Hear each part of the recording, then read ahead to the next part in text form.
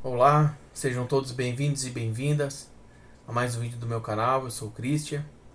Hoje a gente vai continuar o estudo da obra Muito Além do Horizonte, de Jean Valjean. A gente vai para a parte número 5, onde a gente vai começar o estudo do capítulo 6, e aí vamos ver onde a gente termina.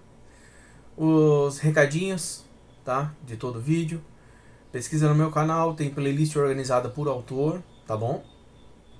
Também, se você puder, curta, compartilha o vídeo, tá bom?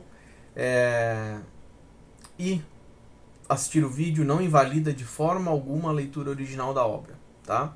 Se você quiser entender o porquê eu tô dando esse recado, assista a parte número 1, lá que antes de começar o estudo do livro eu explico com detalhes por que esse aviso, tá bom, gente?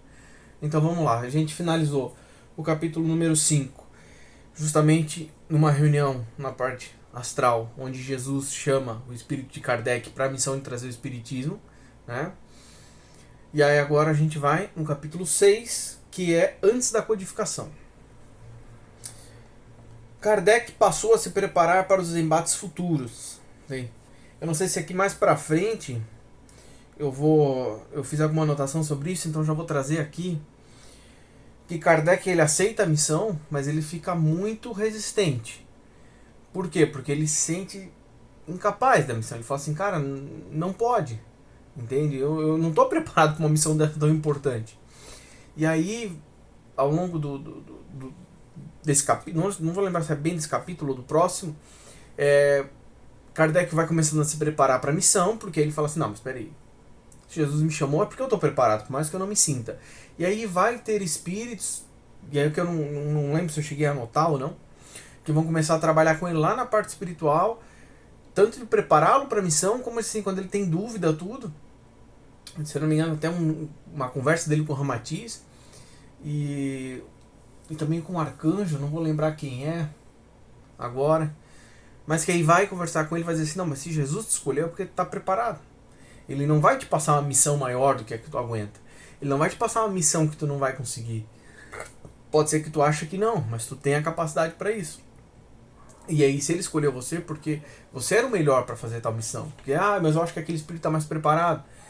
Mas se o mestre Jesus, se Sananda te escolheu, é porque você está preparado para essa missão nesse momento. Tem? E aí ele. Então eu trago aqui a reflexão que você vê, mesmo ele estando no plano espiritual, mesmo o espírito de Kardec já tendo uma vivência de trabalhos para a luz muito grande, lembrem-se, nesse momento aqui ele não tem mais expiações kármicas. Ele está vindo em missão para cá. Né?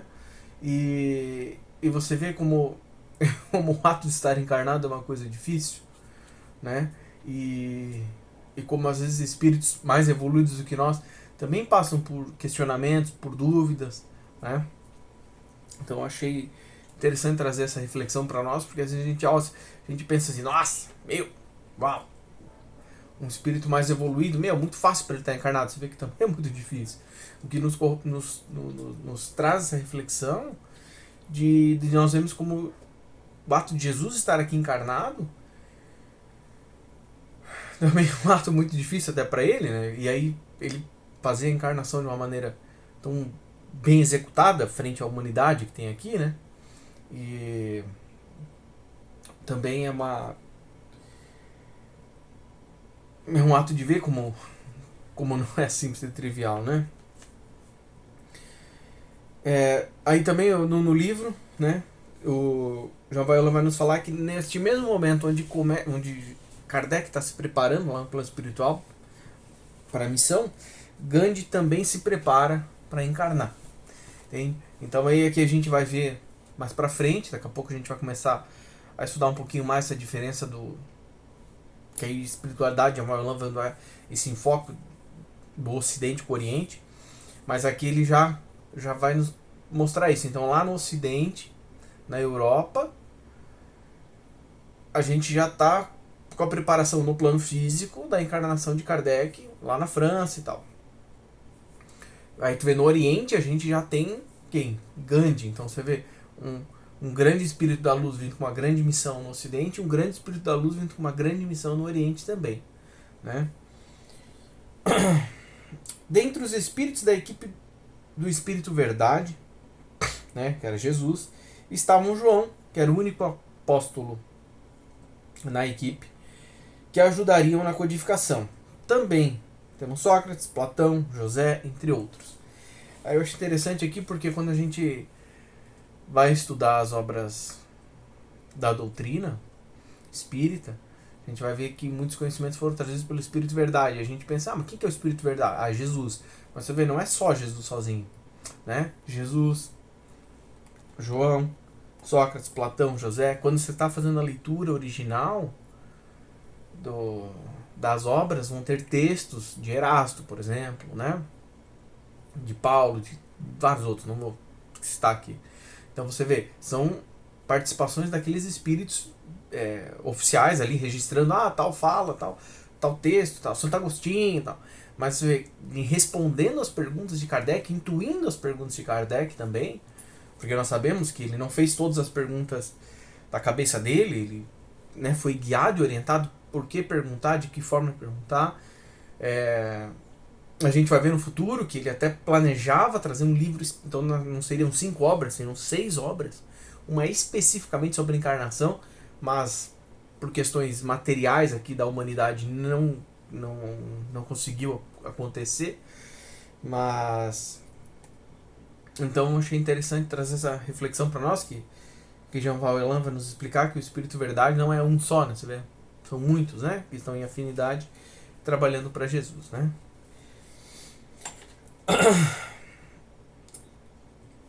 Lucas, o apóstolo de Jesus, vai conversar com Kardec no plano espiritual, também naquela coisa de, cara, se Jesus te escolheu, tu tá preparado para essa missão, tu vai ter muita ajuda do lado de cá, e ele vai, né, vai falar para Kardec que sempre o ajudará e que ele deve se preparar e não duvidar que teria as condições para tal missão, né? Rochester fala que o trabalho deveria ser feito pela religião, pois pela educação os governos iriam interferir, porque estão em sintonia das trevas, né? Então, o que é essa anotação aqui, né? Rochester em conversa ali com todo mundo ali nessa questão da preparação dessa missão.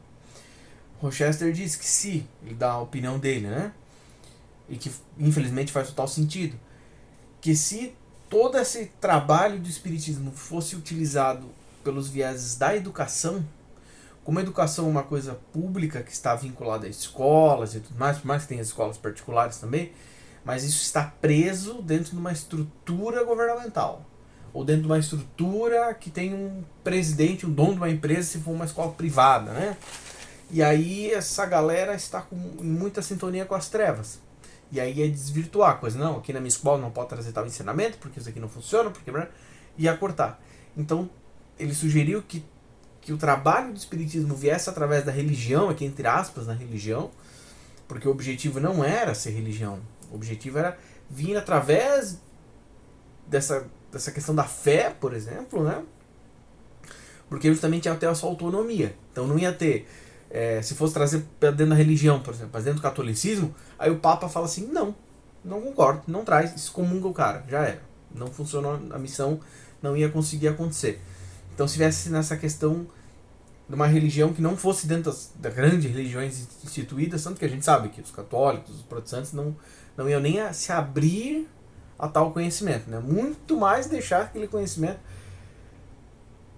se difundir, né? Então... é isso. Outra observação. Numa nova reunião para definir os planos e encarnações dos membros das famílias para o século XIX, XX e XXI. Então, minha última anotação aqui no capítulo 6 vai trazer justamente isso. E aí, marquei isso para a gente ver como que é o planejamento. A gente sabe que lá atrás teve uns momentos que não sabia o que seria do futuro, né? Então você vê aqui, eles estão já definindo a encarnação e os planos de vários membros de várias famílias para trabalhar para a evolução planetária em 3 séculos subsequentes, né? Então não foi só o plano encarnatório, por exemplo, do século XIX, de trazer o espiritismo e pronto. Não, tu vê, já estavam planejando, a luz já planejando as encarnações para o século XX e para o século XXI. Né? Capítulo número 7. Plano da espiritualidade maior. Tempos difíceis na França, no meio da Revolução Francesa. No Oriente, diversos mestres se preparavam para encarnar e ajudar. Havia muito trabalho, pois o século XIX traria uma oportunidade redentora: ajudar o mundo a não explodir de loucura. Espíritos sem karmas estavam encarnando para ajudar. Exemplo, Bezerra de Menezes, Kardec, Gandhi. Né? Pausar aqui antes de continuar nas minhas observações. Por que o tempo difícil? Se você acompanhou comigo os estudos da obra Karma e Compromisso, que é o último livro da trilogia A Revolução Cósmica, você viu ali que naquele livro a espiritualidade, Jean Valjean, vai se debruçar um pouco mais sobre a questão da Revolução Francesa, né? E a gente sabe que a Revolução Francesa, estudo daquela obra, né, ela teria 4 grandes pilares, né? Liberdade, igualdade, fraternidade e amor. Então a Revolução conseguiu acontecer, francesa, mas as trevas conseguiram matar o 4º pilar, que é o amor. Por quê? Porque as trevas é mega forte, incrível, maravilhosa, sensacional? Não. É porque essa humanidade aqui é muito teimosa com amor. Então esse pilar se perdeu. E aí a Revolução Francesa acontecendo, cai-se a monarquia, é para fazer esses 3 pilares crescer. De novo, galera que está envolvida nisso começa a cair, a fraquejar e deixar o orgulho, a soberba, a arrogância, a sede de poder aflorar, e aí a gente sabe, né, o que aconteceu. Né? Então, de forma nenhuma, a Revolução Francesa, pelo que a espiritualidade estava planejando, ia ter guilhotina, não ia ter nada disso. Tem que justamente derrubar a monarquia para todo mundo enxergar que é todo mundo filho de Deus e aí avançar coletivamente, né? Quebrando essa estrutura de exploração, quebrando essa estrutura de uma minoria vivendo incrivelmente bem à custa da maioria explorada e todas as coisas que a gente já sabe. Não vamos entrar no mérito aqui. Entende? E aí, conforme a revolução foi acontecendo, as trevas foram ganhando força, porque as coisas foram se desviando. Aí lá naquele livro a gente vê, por exemplo, que Napoleão III e Napoleão I encarnaram primeiro antes, para pavimentar, e Napoleão III encarnou e era grande amigo de Kardec, e encarnou para justamente essa missão de ajudar Kardec a expandir e avançar com os conhecimentos espíritas, né? E aí quando ele assume, ele faz um... Só dando aqui um spoiler pra gente conceituar um pouco aqui. O estudo lá da obra, vou mergulhar muito mais nisso, né? Que aí ele fala que todos os grandes professores universitários têm que fazer um juramento a ele de lealdade ao imperador em cima de tudo. E Kardec não faz, por isso ele é expulso. Ele é demitido, e aí ele começa a ter empregos que ele consegue para só sobreviver, então isso dificulta muito a obra espírita acontecer. E aí depois que o espiritismo está ganhando força dentro da França, Napoleão III várias vezes conversa com o professor Rivail, né, que era Kardec, sabendo que ele era o cara que estava, né, com o codinome Kardec, e claramente ele tem uma atração, tem um interesse. Claro, eles tinham um compromisso kármico lá atrás, no plano espiritual, ele vinha aqui ajudar, mas ele, por questões individuais, ele não dá esse passo, né? Ele até busca estudar um pouco o espiritismo e tal, mas não fala assim, ele poderia, né? Imagina, como imperador, ele poderia ter corrigido a rota a qualquer momento, né? Poderia ter chegado, não, a partir de agora nós vamos financiar, vou te contratar como um assessor aqui com baita no salário para tu não precisar mais ter empregos normais, que ia te consumir tempo, consumir esforço para ir num contraturno, tu fazer um trabalho espiritual e tal, mas não foi o que aconteceu, né? Entende? Mas olha que interessante o final aqui da minha anotação. como eu comentei no capítulo anterior, né? Espíritos evoluídos para ajudar no Ocidente, no Oriente, e havia muito trabalho, pois o século XIX traria uma oportunidade redentora. Então o século XIX ia fazer justamente o plano da espiritualidade, essa fissão, né, nesse pensamento ainda regionalizado, né? Então começar a ter um pensamento global para a gente entender que todos nós somos filhos de Deus, não é só quem está no país do primeiro mundo, não é quem está no país do terceiro mundo, quebrando com essa lógica de exploração para acabar logo com esse sistema exploratório de escravidão. A gente sabe que não deu certo, continuamos escravos em 2026 e muita gente ainda apoiando a escravidão, o próprio escravo apoiando a escravidão, o próprio escravo fechando a janela da sua cela, né? Para o mundo, e aí aqui, ó, isso daí era uma ajuda para o mundo não explodir de loucura. Porque do jeito que as coisas estavam energeticamente era muito complicado. Né? As coisas estavam indo para um caminho muito difícil. Né? Aí a espiritualidade corria atrás do tempo perdido. Entende? Então esse plano era um plano ainda mais ambicioso, ainda maior. Por quê?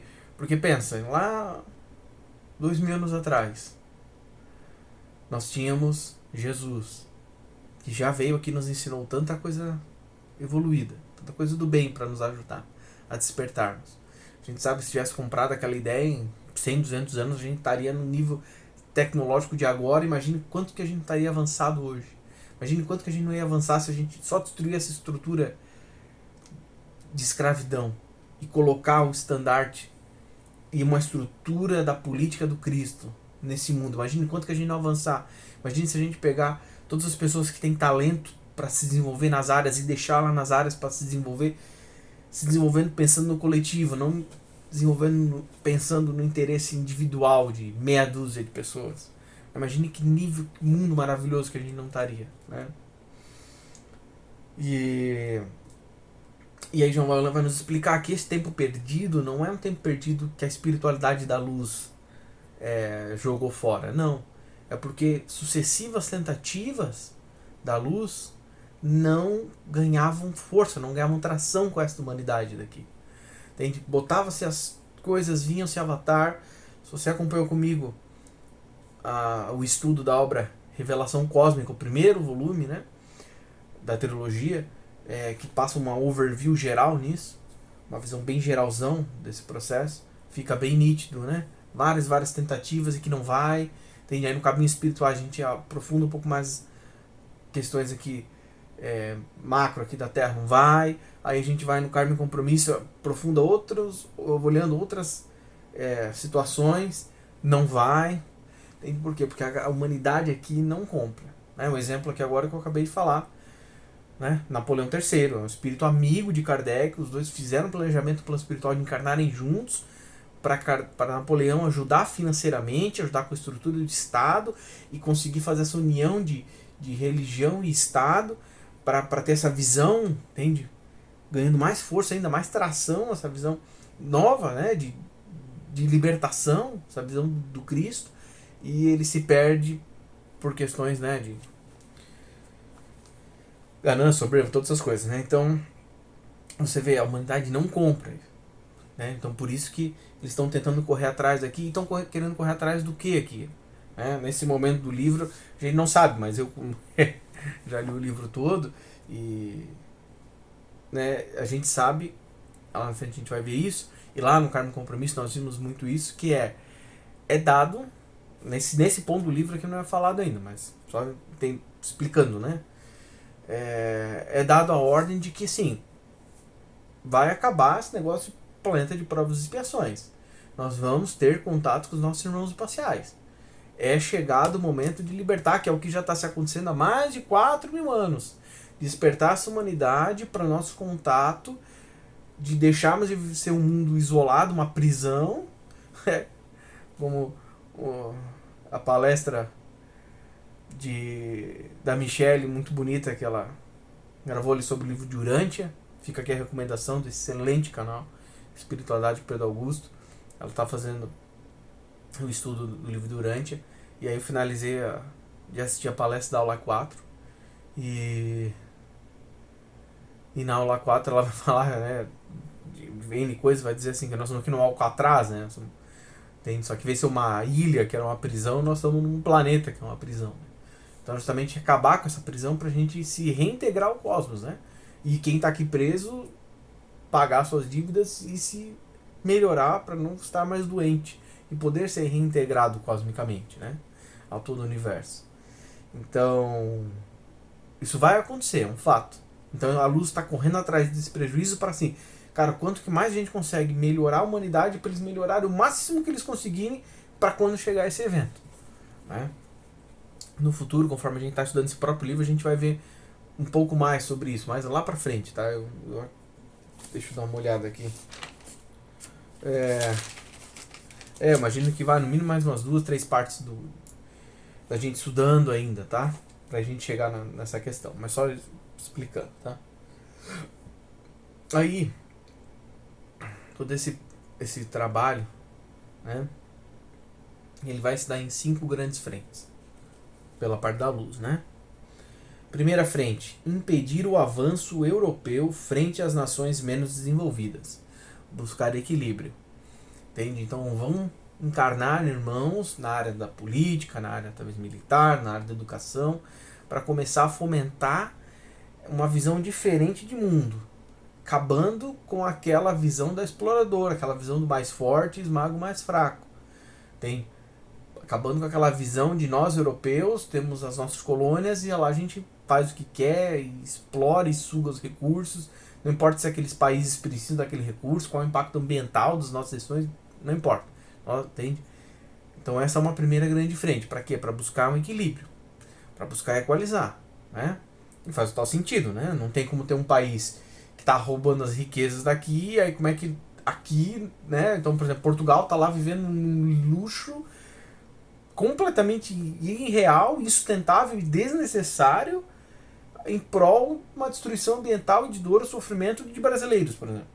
Não tem como a gente achar que o brasileiro vai evoluir, vai se tornar um povo mais evoluído se a gente tá se esmagado vivendo na pobreza para eles lá estarem, sei lá, tem que fazer uma casa de ouro maciço. Mas não precisa disso. Mas é que a gente tá pegando tanto ouro do Brasil, gerando destruição ambiental, gerando dor e sofrimento para a população também humana, encarnada e desencarnada.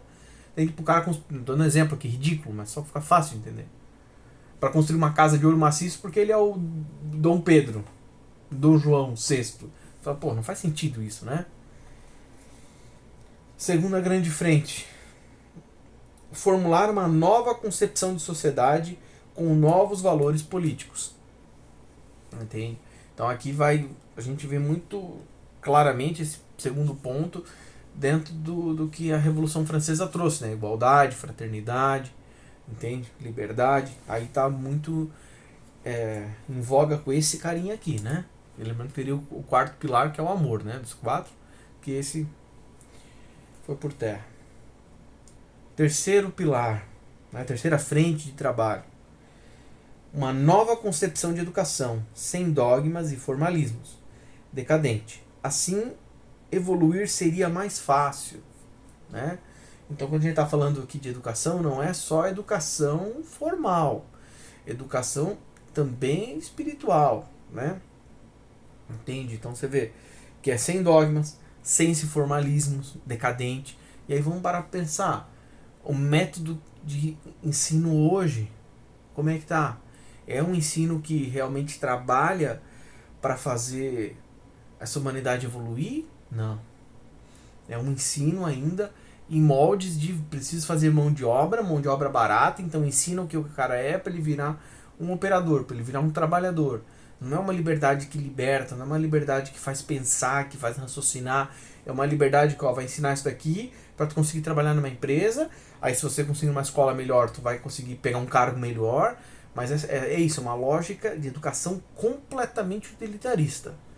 E não é utilitarista pensando no coletivo, de vou ensinar uma coisa que seja útil ao coletivo. Não. É uma visão utilitarista útil a esse sistema de exploração. Então você não vai pensar, você não vai raciocinar, você vai reproduzir isso que te foi ensinado, né? E aí eu dou um exemplo aqui meu pessoal, que uma universidade de licenciatura em física, né? Uma universidade pública, a ementa de física, entende? Em 2020 era a mesma ementa do curso de quando eles abriram o curso, nos anos 70. Aí a gente se pensa assim, não, peraí. Nos anos 70, nós estamos em 2020. Bem, eu não sei como é que tá hoje, 2026, mas deve estar a mesma ementa ainda.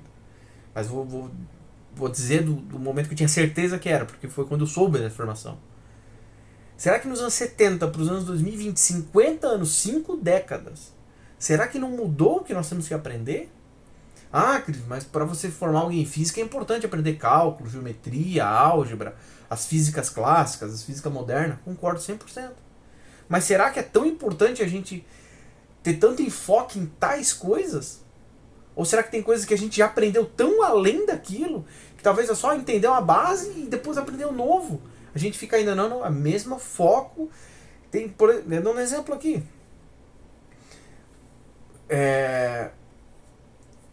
Vamos aprender cálculo 1, muito importante, muito importante. Só que na época dos anos 70 você tinha que saber resolver aquelas equações na mão. Não se tinha computação hábil para se resolver aquilo. E os países que tinham computação para resolver grandes equações era restrito, não era normal. Entende? Os computadores que a gente tinha nos anos 70, lá era, nossa, primitivíssimos. Entende? E não tinha esse computador na tua casa, né? Hoje em dia, nós temos um computador na mão, que é um celular, que consegue fazer simulações. Nós temos calculadoras gráficas que nós... Então será que realmente precisa a gente ficar sofrendo tanto para entender um detalhe a equação, se a gente já tem um negócio que já vai resolver muito mais? Então será que não é simplesmente a gente focar em aprender o conhecimento do cálculo para saber o que é uma derivada, o que é uma integral, por exemplo, e aí a gente já avançar para a aplicação daquilo? E não ficar um ano inteiro, um semestre inteiro estudando para resolver na mão derivadas integrais que no mundo real tu não vai usar, ninguém vai resolver aquilo na mão. Tu vai jogar num software. Entende? Então, é um tipo de situação que tu pensa assim, olha, educação primitiva e arcaica que não é atualizada. Por quê? Ah, não, porque não é de interesse. Né? Quarta frente. No meio religioso, semear uma nova doutrina espiritual. Né? Aqui não preciso nem falar muito, que é o quê? É chegada do espiritismo aqui. Né? E a quinta frente, estabelecer novos padrões científicos em diversos campos de estudo. E aí, se você acompanhou comigo, falei de novo, né? Mas acompanhou comigo o estudo da obra Caminhos Espirituais, tu vai ver que esse número 5 aqui, a gente vai ter os trabalhos, por exemplo, de Freud, os trabalhos, por exemplo, nas áreas científicas, né? Aí lá no livro a gente vai abordar mais alguns grandes nomes ali envolvidos nisso, né? Na França, Napoleão encarnou para ajudar, e aí ele teve várias vidas de preparação nos séculos anteriores para isso, para essa vida aqui, né? E ele teria a missão de unir a europeia sob os valores do Cristo, sendo o embaixador da Europa para o Oriente. E aí ele se desvirtuou e acabou virando imperador, né? Então olha aqui o que eu tinha comentado mais cedo, né? Então Napoleão já teve várias vidas e é interessantíssimo refletir sobre isso, porque às vezes a gente tem uma vida normal, nós que estamos aqui assistindo o vídeo, tem, e às vezes a gente pensa, não, mas minha vida aqui é uma vida tão simples e tal, né? Não tem nada importante, nossa, eu não estou num grande cargo, eu não estou num... Nossa, minha vida não serve para nada. Não, então aquela vida, além de você evoluir, além de você progredir, além de você curar um pouco que sejam as suas doenças, né? Que esse é o objetivo, a gente melhorar, encarnação após encarnação, pagar nossas dívidas, nos curar das nossas doenças. Às vezes aquela vida que você pensa, mas essa vida não serve para nada. Não, ela é uma preparação para uma vida importante lá na frente, né? E como a gente já viu lá atrás, né, várias vidas de Ramatiz, por exemplo, de Kardec, lá como sendo lá nos druidas, lá nos celtas, para já treinar essa questão da didática, de ensinar, né? Então eu achei interessante esse raciocínio, né? E às vezes a gente está aqui encarnado no esquecimento e pensa, minha vida não serve pra nada. Não, tua vida é importante, cara. Muito importante. Tem? E aí, às vezes pode ser que esse aqui seja uma vida de, sei lá, 3 vidas, para que na quarta aí tu consiga fazer uma coisa mais legal, né? Então não tem nenhuma vida e faz total sentido, né? Deus não ia deixar a gente ter uma encarnação pra nada, pra jogar fora, assim, não tem o que fazer com esse espírito, bota aí. Muito pelo contrário. A gente não ia passar por essa dificuldade de estar aqui encarnado, no corpo denso, e infelizmente muitos outros espíritos estão no plano espiritual querendo a chance de encarnar. Então Deus não ia colocar essa oportunidade na nossa mão à toa, né? Então você que está vendo esse vídeo, você não está aqui encarnado à toa. E também não está aqui de passagem, de passeio, tipo, não tinha que fazer, botaram para encarnar aqui. Não, não é assim que funciona, né? Meia hora de vídeo, vamos finalizar aqui, tem mais um pouquinho aqui pra gente finalizar no capítulo 7 ainda, tá? Na Suíça, Pestalozzi promoveria um novo surto educacional. Nessa nova pedagogia visava unir católicos e protestantes nos estudos e, dentre tantas outras coisas, seria a base da educação futura. E aí, Kardec foi residente de Pestalozzi dos 10 aos 20 anos. Então você vê Kardec, olha como é que é os planos, né, de Deus, o agir da espiritualidade maior. Kardec foi residente e estudou numa escola com essa nova metodologia de ensino de Pestalozzi. Pestalozzi, um trabalhador da luz, lá na Suíça, que também ia precisar do financiamento de Napoleão para fazer todo o seu plano de trazer essa nova visão. Lembra as 5 frentes? Então, trazer uma nova visão de ensino, né? E aqui, eu não estudei muito a fundo, mas pelo que eu entendi no livro, era uma questão do ensino como se fosse uma escola religiosa. Então, tendo essa como se fosse unindo tanto conhecimento espiritual como conhecimento normal, né? Então, sei lá, como se fosse uma escola de freiras. Eu não sei bem se é o melhor exemplo, mas é como se fosse isso, entende? Então você vai estudar numa escola que vai ter como se fosse uma escola militar, entende? Só que em vez da coisa militar era uma coisa religiosa. Então você vê, já buscando essa união entre as religiões tão fortes e tão engessadas da época ainda, né? Que é uma luta que estamos até hoje ainda, né? Com o universalismo crístico vindo aí e ainda tendo resistência porque a galera está querendo se fechar nas suas caixinhas de religião, né? Mas olha que interessante ver como é que tem um espírito da luz que vem mais cedo, começa a fazer um trabalho numa frente, a gente tem outro da luz que às vezes nem sabe do trabalho, que quando o Kardec estava aqui encarnado, residente de Pestalozzi, ele nem sabia o trabalho que ia fazer. Então olha que legal, a ajuda vindo de várias frentes, né? Aí na França vai encarnar Kardec nessa época, né? Aí por que tá esse comentário aqui agora? É porque lá atrás você vê Pestalozzi encarnou antes, né? Kardec veio depois, né? Justamente para Pestalozzi já ter o seu trabalho acontecendo para quando Kardec fosse estudar, né?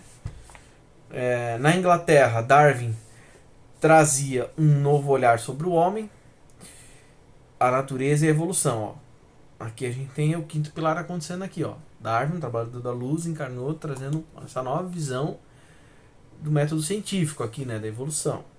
Na Alemanha, Marx e Engels trariam novas ideias políticas e econômicas, aqui ó, que eu acho que é o quarto pilar, né? Tem? Não, é o segundo pilar aqui, ó. Tem esses grandes pensadores, ainda muito atuais, ainda hoje em dia, né? Infelizmente, porque várias questões de políticas e econômicas aqui a gente não conseguiu resolver, né? A gente ainda continua preso num sistema econômico destrutivo, exploratório.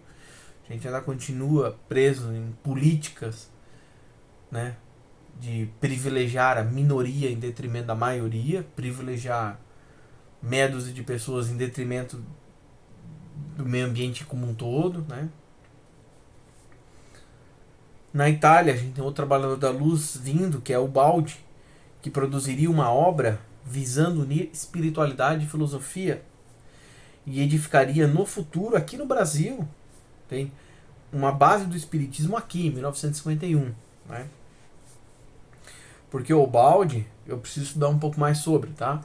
Mas pelo que eu vi, ele quis trazer lá primeiro início dessa visão espiritualista maior, mas ele não teve adesão lá, não conseguiu trazer essa visão maior, unindo essa visão de espiritualidade não fechadinha dentro de uma caixinha de religião, já conversando espiritualidade, conversando com a filosofia, que no futuro vai conversar com a ciência, só que lá ele não teve força para isso. E aí ele vem para o Brasil, hein? E aqui ele vai trazer, nos 1951, essa bagagem do espiritismo que ele aprendeu lá com Kardec, né?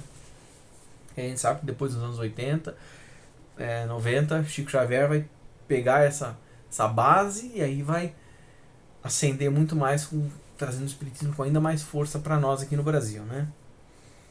Aí Freud vai ajudar a interpretar o funcionamento do psiquismo humano para identificar causa e efeito de questões mentais, né?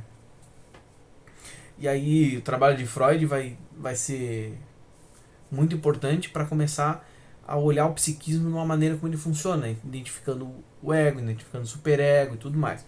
A gente sabe que depois Jung vai avançar muito mais nesse conhecimento, eu não vou saber entrar no detalhe aqui, mas Freud vem trazer essa nova visão do psiquismo humano, né, para a gente entender o funcionamento da mente, né? Hoje em dia, graças a Deus, a gente sabe muito mais, né? Tem um vídeo, recomendação, não vou lembrar o nome do vídeo, mas é um vídeo da Vitória, no canal Espiritualidade de Pedro Augusto. Foi um vídeo que ela lançou lá perto do final do ano passado, não sei se foi novembro, dezembro de 2025, né? Que ela vai abordar muito essa questão do psiquismo, não vou lembrar do tema, se é psiquismo e tal. E ela vai explicar um pouco mais sobre essa visão psicológica de Freud. Depois de Jung, que vai avançar, porque Freud teve limitações. Freud às vezes ficou muito preso na questão do sexo, né? E Jung avançou muito mais do que o trabalho de Freud, né? Mas não vou me delongar aqui, porque realmente eu não tenho conhecimento tão amplo sobre isso e não falar besteira para vocês. Mas olha, todas essas iniciativas visavam emancipar a Europa para introduzi-la a um modo de convivência e se livrar de guerras mundiais e sofrimento. Que a gente sabe que não aconteceu, né? Então, antes disso, lembra do negócio da loucura? A espiritualidade maior já olhou e falou assim, cara, se continuar do jeito que está aqui, vai estourar uma guerra mundial. Entende? Vai ter um nível de dor e sofrimento que vai impactar o globo terrestre inteiro. Então vamos trazer essas frentes para a gente tentar mitigar isso. Então pensa, vamos raciocinar. Se a galera tivesse começado a comprar a ideia de uma educação diferente, vamos começar a repensar a educação? Ou as pessoas iam começar a ficar mais felizes e evoluir mentalmente para não comprar ideias de guerra, né? Aí a gente ia parar de explorar tantos países com dor e sofrimento, parar de explorar tanta dor, entende? E aí isso daí ia diminuir toda essa régua também. A gente ia começar a ter uma visão de união maior, que a gente fala, não vou guerrear com meu irmão porque eu sei que nós estamos unidos. Então, para frear isso, a gente sabe que não aconteceu, né? Por 2 vezes, né? Primeira e Segunda Guerra. Né? Mas aqui esse trabalho era para quê? Para tentar frear isso, a Primeira Guerra ainda, né? E aí Rochester conversa com Kardec lá no plano espiritual, né? E ele avisa que não poderá ajudá-lo encarnado, pois ele o atrapalharia. Ainda mais depois da reencarnação que ele teve, né, de Rochester, como Conde de Rochester, 1647 a 1680. Então, do lado de lá, ele ajudaria ao máximo. Então, Rochester vai dizer, Kardec, eu não consigo encarnar contigo, tá? Eu vou tentar te ajudar aqui do plano espiritual, porque se eu encarnar, eu vou fazer cagada. Principalmente depois dessa encarnação como Conde de Rochester, que eu não sei aqui no detalhe, preciso estudar um pouco mais sobre, tá? Mas foi uma encarnação muito kármica para Rochester, onde ele se endividou ainda mais. E lembra-se que chegou um ponto que ele falou assim, não consigo mais nem participar das reuniões, porque às vezes ele estava com uma vibração tão difícil que ele não conseguia nem chegar nos planos para participar da reunião. Mas ele não estava deixando ter a ajuda dos seus amigos e toda a espiritualidade da luz, mas ele tinha outras questões para resolver. Então você fala assim, não, mas você vai encarnar para ser um cara que vai, sei lá, ser meu amigo para conversar comigo. E ele falou assim, pode ser que eu fale. Pode ser que quando eu estiver encarnado eu vou me perder, e aí em vez de ser teu amigo e te escutar e tal, eu vou comprar tantas ideias, sei lá, da religião católica ou protestante que eu vou te atrapalhar no que tu tá querendo fazer. Então eu não vou encarnar para não te atrapalhar. Mas eu vou estar aqui do lado espiritual. Por quê? Porque aí vai estar com a visão expandida, né? Para te ajudar o máximo que eu posso do lado de cá, né? E aí fica também uma reflexão pra gente finalizar, né? Que aí o que é essa ajuda do lado de lá, né? É justamente porque lembra, os espíritos da luz estão ajudando todo mundo, mas tem gente que às vezes não está naquele nível de vibração que não vai nem acessar esse espírito da luz nesse nível evolutivo. Então se você tem às vezes alguém que está no nível mais baixo, ele consegue acessar aquele irmão e ajudá-lo, né? Mais fácil, né? Então, às vezes aquela dinâmica, tu não tem acesso a um professor universitário e nem às vezes estudo para conseguir entender o que ele está explicando numa linguagem culta e formal, barari, barará. Então aí tem alguém que às vezes é teu amigo, por exemplo, e conseguiu estudar aquilo ali, digerir, trazer aquilo numa linguagem mais fácil, ele está trabalhando para a luz também, traduzindo aquilo para conseguir alcançar, né? Então o Rochester, nas dimensões de vibração mais baixa que ele estava, do que esses irmãos mais evoluídos, que Kardec está, sei lá, na colônia de Aruanda, muito mais evoluído do que Rochester que está em Nosso Lar, por exemplo. Mas lá em Nosso Lar ele faz todo esse trabalho de ajudar os espíritos que lá estão, né? Mas é isso daí, gente. Então, desculpa, estourou um pouquinho mais o capítulo. A gente tá vendo que esse livro aqui tem capítulos densos, com muita informação, né? Que a gente viu 2, né? Mas é isso daí. Estouramos um pouquinho, mas o importante é que não estouramos tanto. Tá bom? E é isso, gente. Fiquem todos com Deus e até a próxima.